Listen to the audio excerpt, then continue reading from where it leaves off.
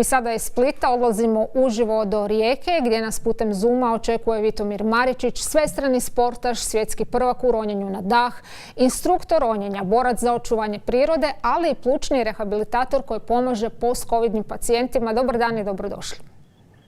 Dobar dan. Pozdrav. Izgubila sam dah dok sam izgovorila čime se vi bavite i nisam sve nabrojala. Samo ćemo kratko nastaviti na ovu temu o kojoj sam razgovarala sa gostom prije vas. Dakle, riječ je o COVID situaciji. Vi jedini u Hrvatskoj imate i radite posebnu tehniku koja pomaže osobama koje su preboljele COVID, ali očito imaju posljedice. Na koji način pomažete? Pa evo, nisam siguran sad da li sam jedini, ali feedback od dosta ljudi je takav da im je u Hrvatskoj dosta teško naći takav oblik rehabilitacije. U Americi je respiratorna rehabilitacija normalna stvar i potiče se imaju posebne edukacije za to. Kod nas izgleda dosta egzotična. Ne znam šta je razlog tome. Međutim, taj neki razvoj pluća u prvenstveno kod mene sportskom smislu i prevencija i oporavak nekih trauma pluća je sastavni dio mog posla kao trenera i ronioca. A upravo isti principi onda se mogu primijeniti i na plućne bolesnike, naravno uz neke elemente pažnje i svega ostalog što ide sa bolesnicima. Dakle, tehnika disanja je tu ključna, dakle vježbanje pluća da zapravo nakon COVID-a se vraćaju prema nekakvom prijašnjem kapacitetu. Jesam li na dobrom tragu? U biti da, ima tu sad cijeli niz, pluća su poprilično složen organ, bilo da se radi o bolesnicima koji su vezani uz COVID ili astma ili KOPB ili bilo kako dalje, ili sportaša koji žele osnažiti plućne stjenke, učiniti ih mekšima, fleksibilnija, povećati efektivni volumen, poraditi na snazi vaskulaturnog sustava i sve što posljedično ide s tim. Tu stvarno postoji jedan vrlo, vrlo širok spektar vježbi, treninga i fizički i mentalni i fiziološki koji onda kao rezultat imaju bolju funkciju pluća, što je onda upravo u cilju i pacijentima koji su oštećeni COVID-om.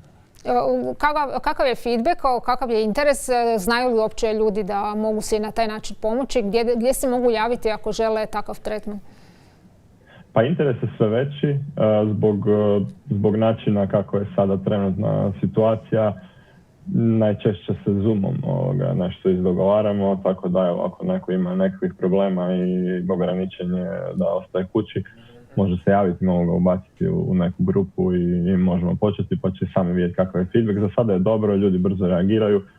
To je slučaj kod ljudi jako malo pažnje posvećuju disanju i to je slučaj kod bilo kakvog novog treninga da kad nešto krenemo pa onda imamo taj inicijalni boom rezultata i čini nam se da jako brzo napredujemo. Naravno to dođe do nekog platoa i onda je progres nešto sporiji, ali svakako je korisno i ne može biti štetno, to je najvažnije. Jedna od vidljivih posljedica COVID-a s kojim se velik broj zemalja borio i bori jest lockdown. To je rezultiralo kratkotrajnim oporavkom prirode. Mislite li da će se nakon ove pandemije koja doista dugo traje nešto drastično mijenjati nabolje u smislu zaštite okoliša, boljeg ponašanja prema prirodi ili ćemo zapravo čim se smiri situacija vratiti se starim navikama i nepažnjom? Pa nažalost, ne znam, mislim da je ovo drugo nekako realnije. Mislim da će ta neka klasična inercija nas opet vratiti tamo gdje smo bili. Barem je priroda napravila neki mali predah, ali moram reći da je, pogotovo u onom prvom lockdownu, broj ljudi koji sam primijetio vani da trenira u prirodi na otvorenom je stvarno toliko poraslo. Nadam se da će barem dio njih zadržati taj neki način treninga, instinkti i shvatiti taj potencijal, a onda samim boravkom u prirodi ljudi nekako dobiju dojam o važnosti i koliko je ljepše kad je to čisto i očuvano i nekako drugčije imaju svoju percepciju i malo više brinu o zaštiti toga. Vi ste ambasador kampanje za zabranu prakse rezanja i prodaja peraja morskih pasa. Sad, koliko su ovi grabežljivci važni za očuvanje morskog ekosustava i koliko su ugroženi? Zbog čega je to važna tema? Ekstremno su ugroženi.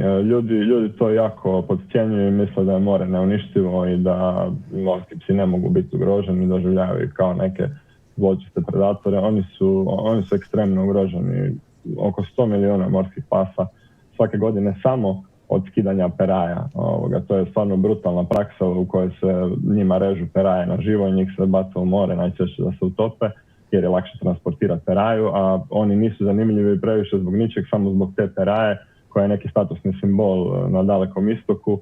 I sad kako raste ekonomska snaga Kine najviše, demand za tim perajama je sve veći i veći. To dovodi do toga da je, nažalost, Europa najveći izvoznik peraja i to su stvarno alarmantne, ogromne brojke, 100 milijuna morskih pasa samo od peranja. Dakle, ima tu i drugih stvari koje im ne idu u prilog, ali samo od peranja 100 milijuna godišnje, to je stvarno teško zamisliti, a onda kad stavimo u perspektivu da to znači da imamo još 7 do 15 godina do potpunog istrebljenja morskih pasa, to je onda stvarno kritično. Dakle, to nije samo za naših života, to je vrlo, vrlo brzo.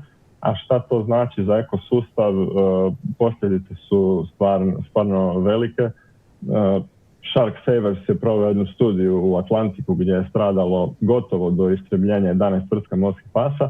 To je vrlo brzo dovelo od toga da je riblji fond kojima se oni hrane narastao i 14 vrsta su toliko narasli da su uništile niži ekosustav ispod njih.